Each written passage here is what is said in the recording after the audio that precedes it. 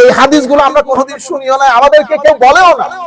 এমন একটা আজীব পরিস্থিতির মধ্যে আমি বড় বড় আলেমকে দেখেছি বিভিন্ন জায়গার মধ্যে হেজিটেশন ফিল করে, কোন জায়গা থেকে কেউ নেই, আবার কোন ও ভাই আমাদের হাদিস, আমাদের ইমাম বুখারী, মুসলিম, তিরমিজি, আমাদের ইমাম।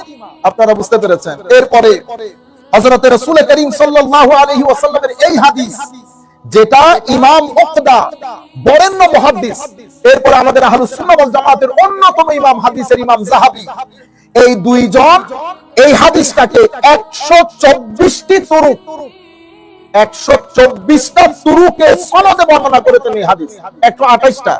এরপরে আমার শ্রদ্ধেয় শেখ হুজুর সৈয়দ শাইখুল ইসলাম এই হাদিসটাকে ওই 128 সহ আরো প্রায় 25টা তুরুক, এরপরে 153টি তুরুকে একটা হাদিস বর্ণনা, যেটা কি মান কুনতু মাওলাহু ফাহাযা আলিয়ুল মাওলা, আমি যার মাওলা আলীও তার মাওলা, আমি যার মাওলা আলীও তার। এখন মাওলা আলী বললে আপনারা দাঁড়াই যান না? আপনাদের ভিতরে কেমন কেমন করে না? কেন হয়েছে? কারণ আপনি যে এনভায়রনমেন্টের মধ্যে বড় হয়েছে, সেই এনভায়রনমেন্ট আপনার ইমানের গতিকে চালিয়ে দিয়েছে, মহব্বত বরবাদ করে দিয়েছে, এশ আদব তাজিম বরবাদ করে দিয়েছে। যাদেরকে আমার নবী সম্মানের জায়গায় বসিয়েছে তাদেরকে আপনি নিতে পারছেন না তাওহীদের নাম দিয়ে। কেন? ওই ওয়াহাবী আন্দোলন চলাকালীন সময়ে ওনারা কিছু জায়গার মধ্যে বড় বেশি সমালোচনা করেছে, তার মধ্যে এই জায়গাগুলো অন্যতম, এবং এটার একটা হিস্টোরিক্যাল ব্যাকগ্রাউন্ড আছে। আমরা সেই দিকে যাচ্ছি না শুধু হাদিস শরীফগুলো বলার জন্য। এর পরবর্তীতে আমার নবী সাল্লাল্লাহু আলাইহি ওয়াসাল্লাম হযরত ফাতেমা রাদিয়াল্লাহু তাআলা আনহাকে কি বলেছে জানেন? আমার নবী হযরত ফাতেমাকে বলেছেন, ফাতেমা আমা তারদিনা আন্না যাওজাতাকা আকদামু উম্মতি ইসলামান ওয়া আকসারুহুম ইলমান ওয়া আ'যামুহুম হিলমান। ফাতেমা রাদিয়াল্লাহু তাআলা আনহা, বেটি আপনি কি খুশি হবেন না? আমি আপনাকে যার কাছে বিয়ে দিয়েছি, অন্য রাওয়ায়াতের মধ্যে এসেছে যার কাছে বিয়ে দিয়েছি, সেই ব্যক্তি ইসলাম কবুলের ক্ষেত্রে সবার আগে বাচ্চাদের মধ্যে, আমরা মুহাদ্দিসিনে কেরামের ঢঙেই বলি, বাচ্চাদের মধ্যে ইসলাম কবুলের ক্ষেত্রে সবার আগে।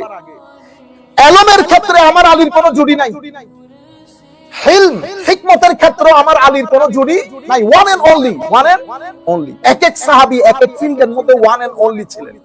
আপনারা বুঝতে পেরেছেন? সকল সাহাবী আলেম, সকল সাহাবী মুত্তাকি, নো ডাউট, কিন্তু স্পেশালাইজেশন আছে। এর পরবর্তীতে আখেরি বলে শেষ করছি, আমার নবী সাল্লাল্লাহু আলাইহি ওয়াসাল্লাম ইরশাদ করছেন, আপনি দেখেন প্রায় 70 তুরুকান, 70 তুরুক দিয়ে হাদিস বর্ণিত হয়েছে। শাইখ ইবনে তাইমিয়া এটাকে চোখ বন্ধ করে বলেছে এটা মওদু হাদিস। এভাবে বর্তমান যুগে মানে যে হাদিসগুলোর মধ্যে আলে বাইতের মাকাম, সাহাবায়ে কেরামের ফজিলত, আউলিয়ায়ে কেরামের ফজিলত বিসমিল্লাহ করে কি বাদ দিয়ে দেয়, মানে তাহরিফ কোথায় গেছে? আমার ইমাম বুখারী লিখেছেন আল আদবুল মুফরাদ কিতাব, সহিহ বুখারীর পরে আল আদবুল, উনি সহিহ বুখারীর মধ্যে সহিহ হাদিস বাদে আনেন নাই, সহিহ হাদিস বাদে যেগুলো দাঈফ, গায়র সহিহ, গায়র সহিহ মানে আবার আপনারা অশুদ্ধ হাদিস, আমি তার বলতেছি আপনাদের। আল আদবুল মুফরাদ দেখেছেন, সেই আদবুল মুফরাদ আমি সৌদি আরবের মধ্যে কিনতে গিয়ে আমি অবাক হয়ে গেছি, বই আমি কিনেও ফেলেছি। আমি যখন সামনের দিকে আসলাম তখন দেখলাম আল আদবুল মুফরাদের উপরে ছোট্ট করে লেখা সহিহ, মানে আদবুল মুফরাদ ইমাম বুখারী টান নাই, এটা আমাদের এই বর্তমান যুগের আরেক মুহাদ্দিস এসে ওরা ছোট্ট করে লিখে দিয়েছেন সহিহ আদবুল মুফরাদ, মানে ওখানে আদবুল মুফরাদ থেকে বাদ দিয়ে কাটছাট করে উনি আরেকটা আদবুল মুফরাদ বানিয়েছেন। আপনি কেমনে বুঝবেন এগুলা? আপনারা বুঝতে পেরেছেন? 70 তরিকায় এই হাদিস বর্ণিত হয়েছে কি আনা মদিনাতুল ইলমি ওয়া আলিয়ুন বাবুহা ফামান আরাদাল ইলম ফালইয়াতিল বাব, আমি ইলমের শহর, আলী তার দরজা, যেই ব্যক্তি আমার ইলমের শহর থেকে জ্ঞান অন্বেষণ করতে চাইবে সেই জন্য দরজার কাছে আসে। এরপর আখেরি হাদিস বলবো, অন্য হাদিসে বলেছেন আনা দারুল হিকমাতি ওয়া আলিয়ুন বাবুহা। এরপরে আমি আখেরি হাদিস আর বলছি না। হায় হায় হায়, আন আলী রাদিয়াল্লাহু, তিরমিজি শরীফের মধ্যে এসেছে হযরত আলী থেকে বর্ণিত, তিনি বলেন আমার নবী ইরশাদ করেছেন রাহিমাল্লাহু আবু বকর যাওয়াজানি ইবনাতাহু ওয়া হামালানি ইলা দারিল হিজরা, আল্লাহ আমার আবু বকরকে রহমত করুক, দয়া করুক। আবু বকর বড় দয়া করে তার কন্যাকে আমার কাছে শাদী দিয়েছেন, এবং এত দুরূহ পরিস্থিতির মধ্যে আমাকে দারুল হিজরা মদিনা শরীফ নিয়ে গেছে এই আবু বকর।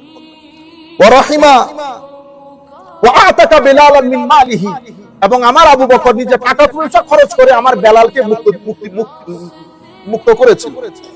এর পরবর্তীতে রাহিমাল্লাহু ওমর ইয়াকুলুল হক ওয়া ইন কানা মুররান তারাকাহুল হক ওয়া মা লাহ সাদীক। তো আমার উমরের উপর আল্লাহ দয়া করুন, সত্য কথা কখনো ছাড়ে নাই, যতই তিতা হোক। এই সত্য কথার কারণে আমার উমরের কোনো বন্ধু বান্ধব নাই। রাহিমাল্লাহু উসমান তাস্তাহিল মালাইকা, আল্লাহ আমার উসমানের উপর রহমত করুন, ফেরেশতা পর্যন্ত আমার উসমানকে লজ্জাবোধ করে, হায়া করে আমার উসমানকে। রাহিমাল্লাহু আলিয়ান, আল্লাহ আমার আলীকে রহমত করুন। আল্লাহুম্মা আদরিল হাক্কা মা হাইসু দা, আল্লাহ আমার আলী যেখানে হক ও যেন সেখানে থাকে, আমার আলী যেখানে হক ও যেন সেখানে থাকে। এই হচ্ছে, আমি এমনিতে আপনাদেরকে ওই যে আটার ভিতরে লবণ দেয় না আপনারা যে খামির বানানোর সময়, এটা লবণের ছিটা মাত্র, দুই একটা হাদিস সময়ের কারণে। এরপরে হযরত আলী রাদিয়াল্লাহু তাআলা শাহাদাত যখন একেবারে মউত একেবারে ঘনিয়ে, তখন উনি ওনার আওলাদদেরকে কিছু ওসিয়ত করেছেন। আমি 1 মিনিটের মধ্যে ওসিয়তগুলো বলে যাই যাতে একটা জামে মানে তাকবীর হয়ে যায়। উনি বলেছেন, বেটা কখনো তাকওয়ার চাদর যেন তোমাদের হাত থেকে বাইরে না যায়। দেখেন সন্তানদেরকে ওসিয়ত কি করে যাচ্ছে, তাকওয়ার চাদর যেন তোমাদের হাত থেকে বাইরে না যায়। মুআমালার ক্ষেত্রে বড় সাবধান থাকবা, মানুষের সাথে মুআমালা যেন পরিষ্কার থাকে। এরপরে ইয়েতিমের প্রতি যত্নবান হবা। এরপরে তোমার পাশে যে প্রতিবেশী আছে, প্রতিবেশীর হকের ব্যাপারে খুব বেশি সাবধান থাকবা। এরপরে কোরআনে পাকে আল্লাহ রাব্বুল আলামিন যেভাবে আমাদেরকে হুকুম দিয়েছেন নিজের জীবনকে সেভাবে পরিচালিত করবা।